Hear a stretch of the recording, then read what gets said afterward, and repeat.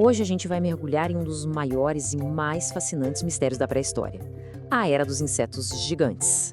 Para começar, vamos voltar no tempo, mas voltar muito no tempo. Pensa aí, uns 300 milhões de anos atrás, lá nos períodos Carbonífero e Permiano.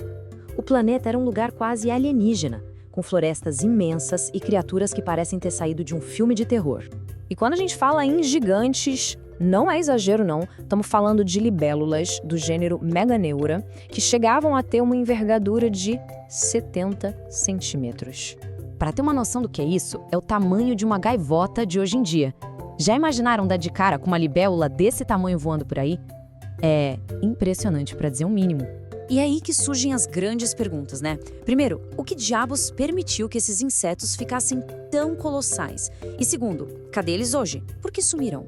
Pois é, a principal suspeita, a pista número 1 que a ciência segue, aponta para uma coisa que a gente nem costuma pensar muito: o próprio ar que eles respiravam. É a chamada hipótese do oxigênio. E olha só que incrível é essa imagem. Isso aqui mostra o que os modelos geológicos dizem sobre os níveis de oxigênio do planeta ao longo de milhões de anos. E todos eles, sem exceção, mostram um pico gigantesco de oxigênio bem na época em que esses insetos gigantes dominavam a Terra. Uma coincidência bem grande para ser só coincidência, né? E vamos botar isso em números para a gente entender o choque. No auge, lá no Paleozoico, a atmosfera tinha cerca de 35% de oxigênio. Hoje, a gente vive com 21%. É uma diferença brutal. E talvez seja aí que está o segredo de tudo. Tá, mas por que o oxigênio faria essa diferença toda justamente para os insetos? Bom, a resposta está na biologia deles, que é completamente diferente da nossa, especialmente na hora de respirar.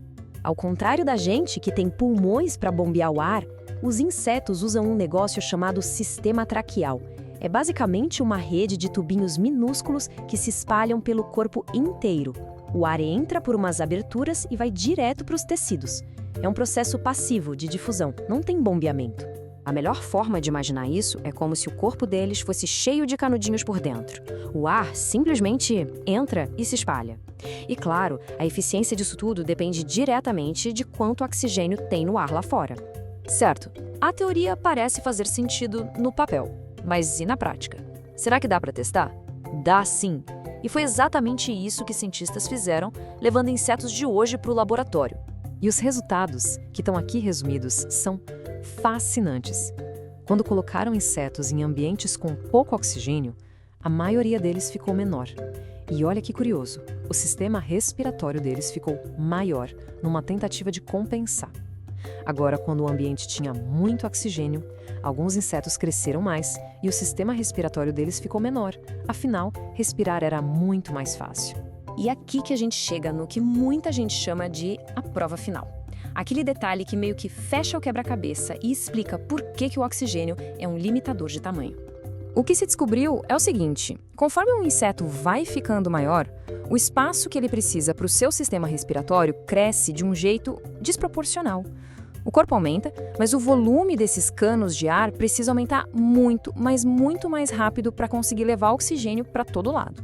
É como disse o grande biólogo Stephen Jay Gould: esse tipo de compensação não pode continuar para sempre, senão você acaba com absurdos estruturais.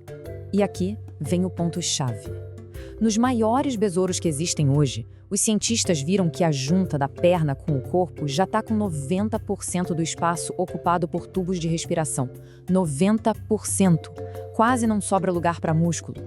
Ou seja, com os 21% de oxigênio de hoje, eles simplesmente chegaram no limite físico. Não dá para crescer mais. Então, com tudo isso na mesa, caso encerrado, podemos bater o martelo e dizer que o oxigênio é o culpado? Bom, é sempre importante olhar todos os lados. Existem outras ideias por aí.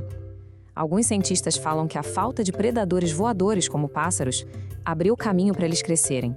Outros mencionam os limites do próprio esqueleto deles ou até uma corrida armamentista de tamanho entre presas e predadores da época. Mas mesmo com essas outras hipóteses, a conexão entre aquela quantidade absurda de oxigênio na atmosfera antiga e os limites físicos da respiração dos insetos, essa continua sendo a explicação mais forte, a que tem mais evidência por trás. O que nos deixa com uma última pergunta, que é de arrepiar um pouco.